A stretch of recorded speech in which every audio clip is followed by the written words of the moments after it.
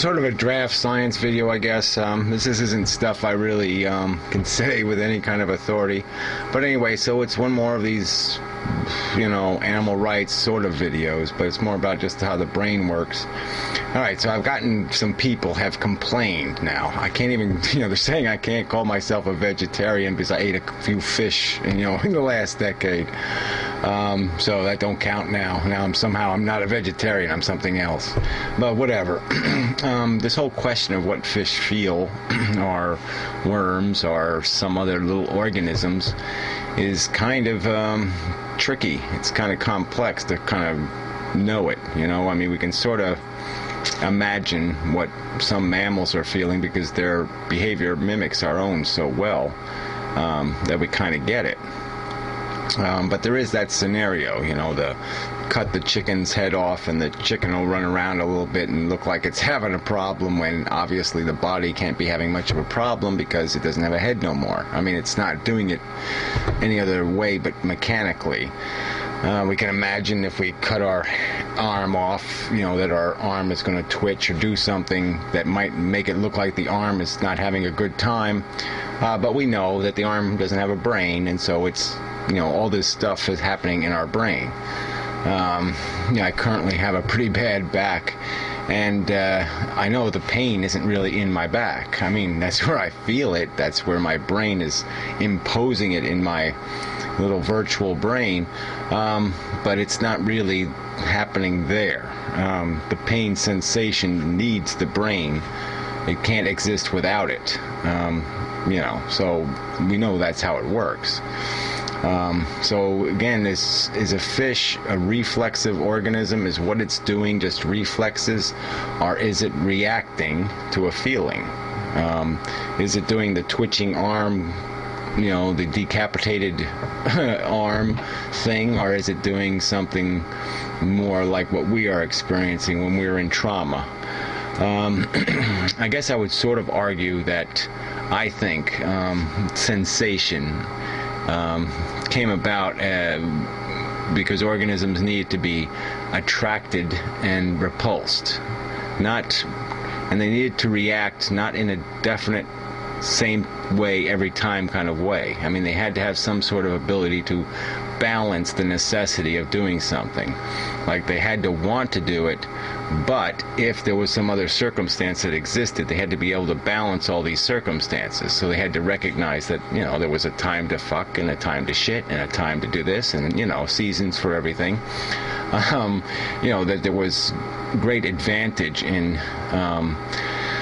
moderating how you reacted, so you were better capable of protecting yourself from vulnerabilities, because you could have two desires at the same time. Or two emotions. You could have desire or want, and you could also have fear. You could also, so you could be mindful that there's a risk to eating at this moment, and then you could say, well, maybe I'll wait a few hours till the beasties are out of the pictures before I go out into the field. That kind of thing. So if that's the origin of, in my opinion, just my opinion, of the real capacity, the only real value of this feeling thing is because it allows us to store a memory, to learn. That's the key thing.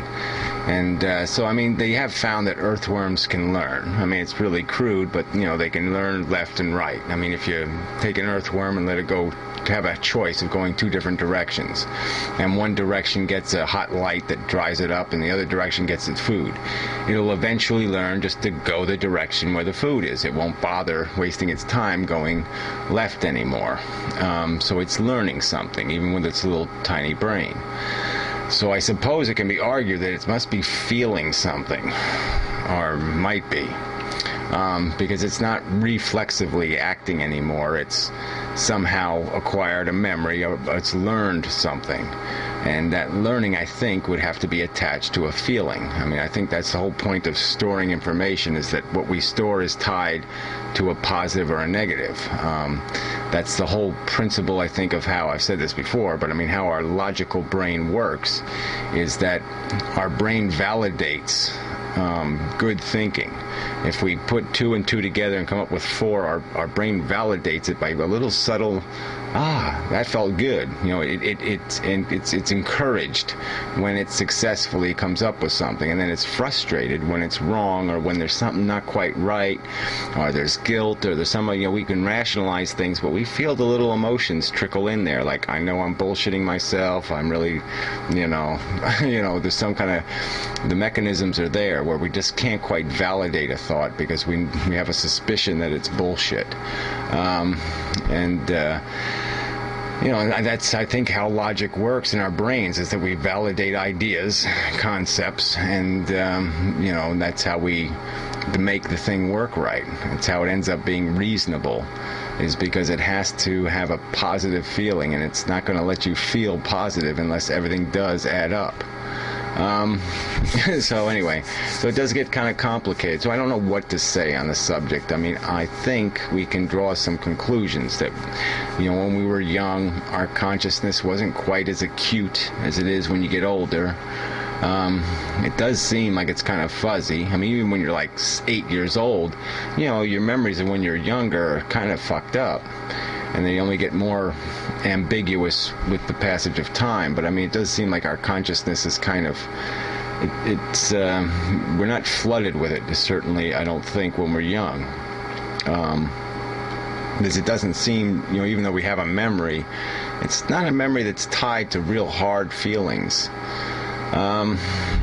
So anyway, I don't know. So there's so many little things, little details we can try to glean some idea of what. I think it is a primitive feature. So, I think there are a lot of organisms that feel.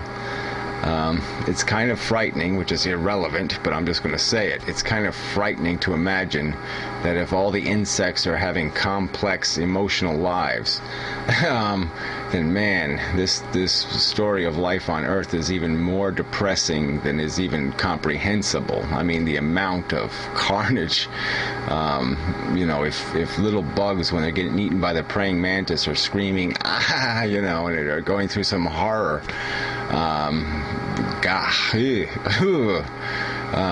but it might be true, and so I don't, it's going to be hard. I don't think we can know entirely yet, because we can't really pinpoint the concept of conscious sensation, of a qualitatively positive or negative feeling, and when exactly or where exactly that takes place in the brain. But I think we can speculate, just based on how the rest of it works, that it's sort of a fundamental component of an awful lot of what's going on in our brains, and so that it's probably been around a long time, and that's a little worrisome. So I'm not saying you're not right to worry about fish. I'm just saying it's a gray area, and especially when you start getting into crustaceans like a clam or some other organism, we're getting very small brain now, and we're getting to a point where I'm not quite sure if there is something to worry about there. But all of it's worrisome. I'm certainly not advocating that somebody can treat a fish like a blade of grass, because at least we definitely know they're two different things. I'm just saying that we definitely know that cows and pigs and other things that we farm on a mass scale definitely are experiencing something, and if people can change what they're eating from those things to something lesser, I'm just saying that's a step better. That's all. And so I don't think criticizing the extent of our vegetarianism, is very productive. So I'd say to the extremists, come on, just cut me a break here. I don't think we have to be that strict. The idea is to move the masses in a positive direction, not to worry about whether one vegetarian is, being strict enough or perfect enough. So, but whatever, criticism's accepted, sort of, maybe. I just don't know for sure. But whatever, don't eat things that wiggle, whatever the rule is. Yeah, if you can avoid it, don't do it. If you don't need to do it, don't do it. I can't say I've ever gone out and intentionally bought fish. I mean, it just happens to show up now and then. Something will be here, and I'll just say, okay, somebody gives me something. Well, what the hell? I'll eat that. Whatever. I'm not going to defend. Well, I'm not going to worry about it. I mean, you know, if you want to worry about it, you can worry about it. But I think I'm vegetarian enough. But whatever. You can think otherwise. So that's enough. Did check out the Amazing Atheist blog TV. 1,000 people in there. 1,000 fucking people. Couldn't hear any sound though. But his mother was making faces behind him and he was picking his nose. And I'm saying, okay, well, at least we know what he is. Picking his nose for 24 hours. Great. And pointing to his donate button. You know. So I don't get it.